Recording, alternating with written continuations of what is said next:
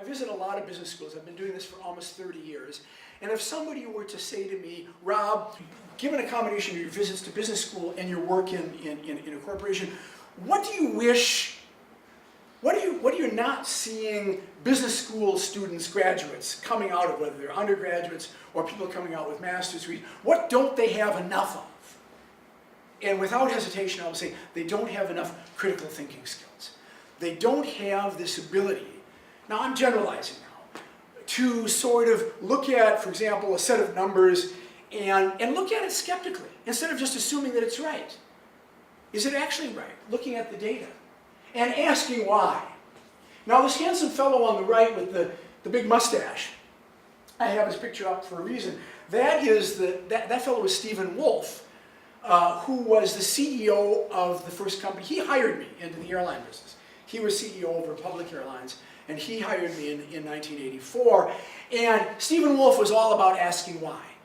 Now, when he came into this company, which was failing, there were a lot of steps that he could take that were concrete, having to do with expense reduction, revenue increase, all those kinds of things. But he was also very interested in changing the culture of the organization. And so he would go around to employees and he would say, ask why. After lunch, he would frequently walk from the company cafeteria a couple of 100 meters out into the hangar. It was not that big an airline. The cafeteria was here, and the place where they fixed the big jets was over here. He'd walk in, people look at, that's the CEO. They'd never seen a CEO in the hangar before. We'll talk more about that in a moment. And so we just introduced, go up and walk up to a mechanic and just shake his hand and say, hi, I'm Steve Wolf. Tell me what you're doing. You know, and it's just like, and then he would say, you know, is there a better way to do what you do? You know a lot about overhauling a jet engine or fixing a landing gear. Are you asking why? Well, of course, all of a sudden now, this is like, whoa. Because it doesn't compute, because, you know, a lot of times in these, particularly in these hierarchical situations, people are discouraged from asking why. Frontline supervisor says, just do your work, don't ask why. Steve Wolf was all about asking why and being a critical thinker. Now, diving into this idea of getting good with good analysis, I would offer a slightly controversial idea, and that is beware of metrics by themselves. Yes, it's important to measure things, but look at this great quote from a fellow at Northwestern. He said, the more we reward those things we measure and not reward the things we care about, but don't measure, the more we distort behavior. Similar idea from a couple of journalists from the Wall Street Journal who wrote a very cool book called The Org about corporate behavior, big organizations. Fissman and Sullivan said, if what gets measured is what gets managed, then what gets managed is what gets done. Okay. So there's a problem having to do with metrics. They are useful, but they have limitations. They will not tell you the whole picture.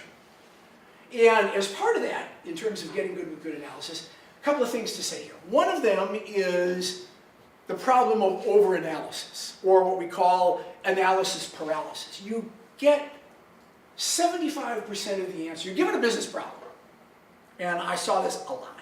You're given a business problem, and you get 75% of the answer in 2 weeks, but you want 100%. And that remaining 25% increment takes you 6 months. And what we saw at the end of 6 months plus 2 weeks is a decision no different than the decision we would have made when we had 75% of the answer. So what's happening here? Well, we're wasting time. Productivity is suffering. Time to market. Great story. I did some consulting for a UK startup in aviation. Very cool idea. Several years ago, 3 or 4 years ago, I was working for these guys. And they kept waiting to launch the product. And they still haven't launched the product 3 years later. They're still burning through cash. They want to get it perfect. And it's like, no, get it out there and fix it on the fly. That's what they do in Silicon Valley. So overanalysis can get you into trouble. Sometimes you just have to, you know, get it going and fix it on the fly. Now, I'm not saying, you know, deliberately make a mistake, but the reality is the 75% of the answer, all the big chunks, will be identified by them. I can almost guarantee it. Now, the other part of this getting good with good analysis is what I call the abuse of cost-benefit analysis. Now, you all know, you're learning about cost-benefit analysis. It's a pretty simple thing. You take out a piece of paper, You divide it into two. You're kind of considering, you're considering some action in the future, some business action, a new product, changing, making some. And so cost-benefit analysis is here's the good stuff, here's the bad stuff.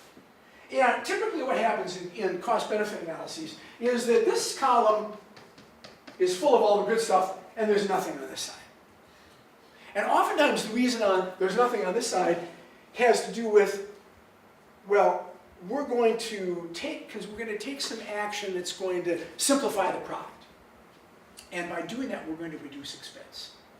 And we can identify with precision how much we're going to save. But at some point, some numbers of customers are not going to buy the product anymore. So your revenue is going to drop. Now, what I was told countless times in my career is that, well, we can't measure that. Well, just because you can't easily measure it doesn't mean it doesn't exist. No, you cannot measure it with precision, but you can make some assumptions. What's the probability? 80% probability that we will, by making this change, we will lose this much in revenue. 60% probability that we'll lose this much in revenue. 20% probability. So at least we'll go in with our eyes open and not be surprised.